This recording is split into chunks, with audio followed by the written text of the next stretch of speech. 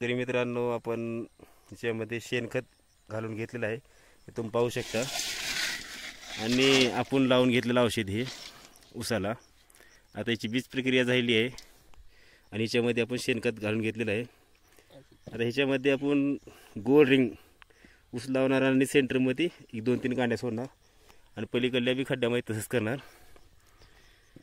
तर मग आपण ऊस कसं लावायचं हे आज पाहणार आहोत. हे आमचे सहकारी मित्र शरद जाधव आज आम्हाला मदत करणार ते ऊस लावण्यासाठी. तर करा चालू तुम्हाला. तर हे तुम्ही पाहू शकता, म्हणजे गोल रिंगमध्ये आपण ऊस लावत आहोत. आणि जे आपलं डोळा जे आपण मारलेला आहे ऊसाचं तुम्ही पाहू शकता, हे प्रत्येक डोळा दिसत असेल तुम्हाला. वरच्या बाजूला डोळा आहे, डोळा खाली जाऊ देऊ नये या मेथडमध्ये.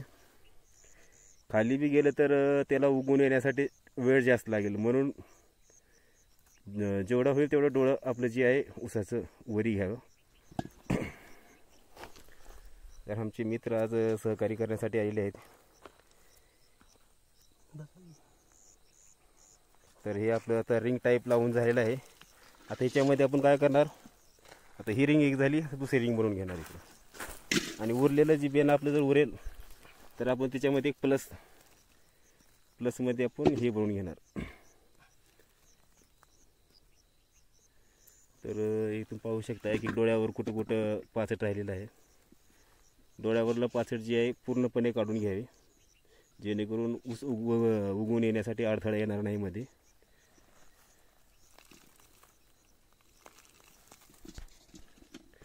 तर शरद जाधव, तुम्हाला अशा पद्धतीने ऊस लागवड करून तुम्हाला म्हणजे कसला अनुभव येत आहे का? तुम्ही हे तुमच्या शेतामध्ये ट्राय करून पाहणार आहोत का?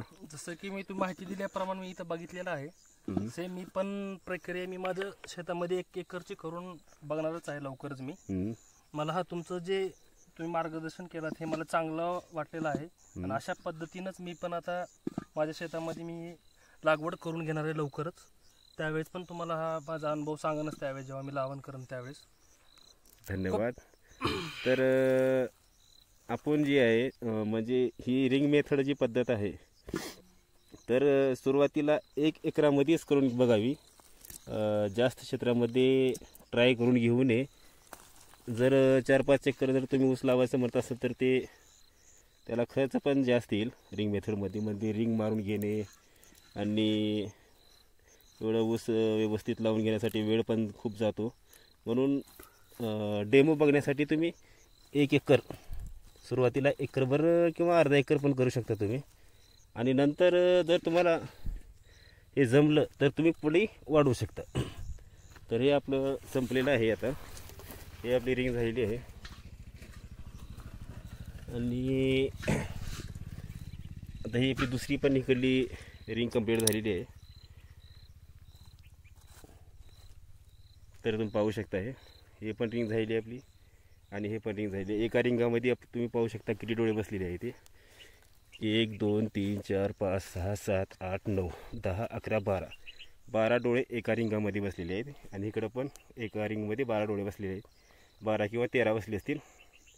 आता याच्यावर आपण 2 ते 3 बोट माती घालून घेणार आणि माती घालून घेतल्यानंतर व्यवस्थित त्याला उगवून आल्यानंतर आपण त्याच्यावर पूर्ण माती घालणार. आणि ह्याच्यामध्ये गवत होऊ नये म्हणून आपण ह्याच्यामध्ये आपण मल्चिंग पेपर पण वापरणार आहोत. कारण की जास्त खुरपायला वेळ लागू नये. आपल्यापाशी तिकडे कलिंगडचा प्लॉट आहे, तिची मल्चिंग उरलेली आहे.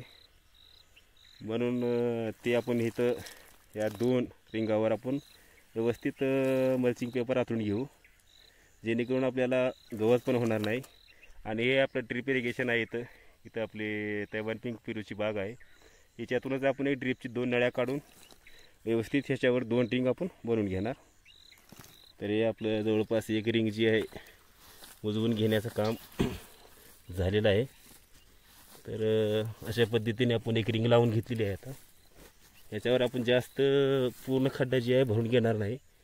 हे नंतर ऊस उगवून आल्यानंतर आपण नंतर हिला माती लावू. बस ही 1 रिंग झालेली आपली मोजवायची. आता ही दुसरी रिंग.